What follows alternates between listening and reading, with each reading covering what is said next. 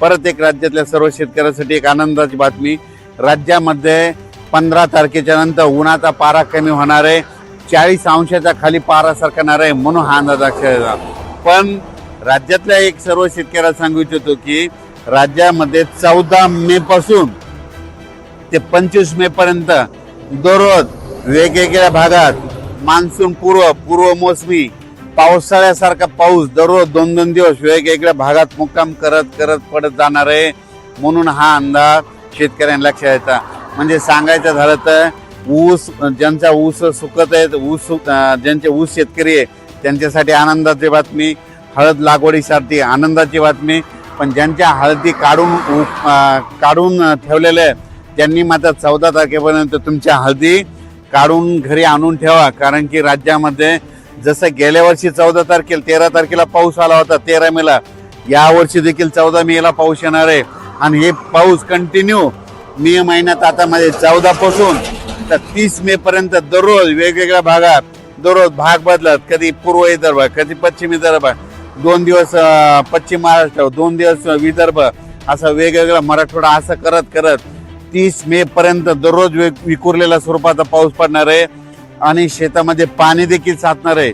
असा त्यामध्ये मेच्या 15 दिवसामध्ये म्हणजे 14 मे ते 30 मेच्या दरम्यान दररोज विखुरलेल्या स्वरूपाचा वेगवेगळ्या भागात पाऊस पडणार आहे, म्हणून हा अंदाज सर्व शेतकऱ्यांना लक्षात द्यायचा। शेतकऱ्याला विनंती, तुम्ही काय करा, शेतीचे कामे करून घ्या, कारण की तुम्हाला जर अवकाळी एकदा पाऊस सुरू झाला तर तुम्हाला कामा आटपायला उशीर जाईल, म्हणून हे लक्षात द्या। आणि सगळ्यात महत्त्वाची एक शेतकऱ्यासाठी आनंदाची बातमी, 17 मेला आपला मान्सून अंदमान बेटावर येणार दस्तक देणार आहे, म्हणून हा अंदाज लक्षात द्यायचा। तसं तर 14 तारखेपासून म्हणजे 12 तारखेपासून तिथून मान्सूनचं पोषक वातावरण तयार झालंय, पण 17 मेला चांगलं दस्तक देईल आणि मान्सून तिथं दाखल झाला म्हणून असं जाहीर केलं जाईल, म्हणून हे देखील सर्व शेतकऱ्यांना लक्षात येतं। 17 मेला झालं तर तिथून 10 दिवस केरळला यायला लागतात आणि तिथून लगेच 10 दिवस म्हणजे जवळपास माझं 7 जून पर्यंत राज्यामध्ये पाऊस येण्याची शक्यता आहे, म्हणजे मोसमी पाऊस येऊ शकतो, म्हणून हा अंदाज लक्षात येतात। पण राज्यात मात्र मोसमी पाऊस येईल तेव्हा येईल, 7 तारखेला येईल, 7 जूनला येईल, पण त्या अगोदर मात्र 14 मे ते मात्र 30 मेच्या दरम्यान म्हणजे राज्यामध्ये दररोज पूर्व मोसमी पाऊस गेल्या वर्षी जसा पडला तसाच पडणार आहे, म्हणून त्या पावसामध्ये विजेचं प्रमाण जास्त आहे, म्हणून तुम्ही काय करा, विजेपासून स्वतःची काळजी घ्या, त्याच्यानंतर आपली जनावरे झाडाखाली बांधू नका, कारण की 14 मे ते त्या 15 दिवसामध्ये राज्यामध्ये असा काही भागात पाऊस पडेल, शेतामध्ये पाणी साचेल, शेतातून वड्या नाल्याला पाणी देखील येईल, म्हणून हे देखील अंदाज लक्षात घ्या। काही ठिकाणी पाणी साचेल, काही मध्ये पेंडवालता पडेल, कुठे रिमझिम पडेल, काही ठिकाणी चन्या साचल्यासारखा पडेल, काही ठिकाणी वड्याला पाणी देखील येईल, कुठं शेतातलं पाणी पुढे ढकलं। पण हे पाऊस मात्र त्या 15 दिवसामध्ये गेल्या वर्षी जसा झाला तीच कॉपी मात्र यावर्षी होणार आहे, म्हणून हे अंदाज लक्षात घ्यायचा।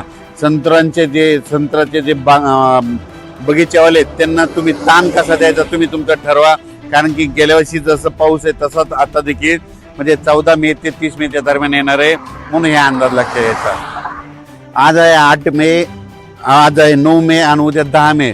आज देखील विदर्भामध्ये वर्धा, नागपूर, भंडारा, गोंदिया, चंद्रपूर, यवतमाळ, वाशिम, हिंगोली, बुलढाणा, अकोला, अमरावती, नांदेड, परभणी, जालना, बीड, धाराशिव, लातूर, सोलापूर, सातारा, सांगली ह्या पट्ट्यामध्ये आज देखील रात्रीच्याला विजेच्या कडकडासह म्हणजे बऱ्याच ठिकाणी जिल्ह्याच्या ठिकाणी बऱ्याच 10-20 गावामध्ये अवकाळी पावसाची हजेरी लागलेली दिसत, म्हणून हे लक्षात येतं। उद्या देखील अशीच परिस्थिती राहणार आहे, 11 पासून वातावरण निवळणार आहे, म्हणून हे देखील लक्षात येतं। आणि त्याच्यानंतर सांगायचं उत्तर महाराष्ट्रात देखील आज मध्ये नाशिक झालं, नंदुरबार, धुळे जिल्ह्यात देखील आज देखील 9 तारखेला बऱ्याच ठिकाणी आज देखील दुपारनंतर तिकडे पावसाच्या सरी दिसतील, म्हणून ह्या अंदाज लक्षात येतं। हे पाऊस मात्र खूप जास्त प्रमाणावर नाही, पण 14 मे ते 25-27 मे पर्यंत पाऊस पडणार आहे, मात्र ते मात्र राज्यामध्ये ठिकठिकाणी दररोज वेगवेगळ्या भागात 2-2 दिवस वेगवेगळ्या भागात मुक्काम करत ते पाऊस पडणार आहे आणि शेतकऱ्यांना मशागतीचे कामे करण्यासाठी चांगलं राहणार आहे। आणि जर ज्या ठिकाणी जास्त पाऊस पडला तर एकदा तणाचा उल्पा देखील निघतं. म्हणून शेतकऱ्यासाठी मशागतीसाठी पाऊस चांगला राहणार आहे. ऊस शेतकऱ्याला ज्यांना पाणी कमी पडायला त्यांच्यासाठी चांगला राहणार आहे.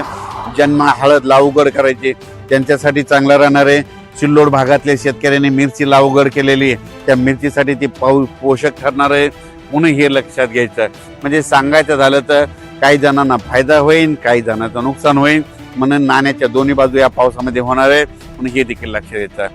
अचानक वातावरणात बदल झाला तर उद्या एक लगेच मेसेज दिला जाईल. धन्यवाद. आणि राज्यातल्या वीट उत्पादकांना सांगू इच्छितो की तुम्ही 14 तारखेपर्यंत तुमची वीट उत्पादन चालू राहते, कारण की 14च्या नंतर ते 30 पर्यंत सारखा पाऊस राहणार आहे. म्हणून तुम्ही तुमचा विटा चालू ठेवायचा का नाही ठेवायचा हे तुम्ही तुमचं ठरवायचं. कारण की 14 मे ते गेल्या वर्षी जसा पाऊस सुरू झाला तसंच यावर्षी देखील 14 मेला पाऊस सुरू होणार आहे. आणि 17 मेला मात्र अंदमान बेटावर मान्सून दस्त देणारच आहे. म्हणून हे अंदाज सर्व शेतकऱ्यांनी लक्षात घ्यायचा. अचानक वातावरण बदल झाला तर परत एक मेसेज दिला जाईल. धन्यवाद.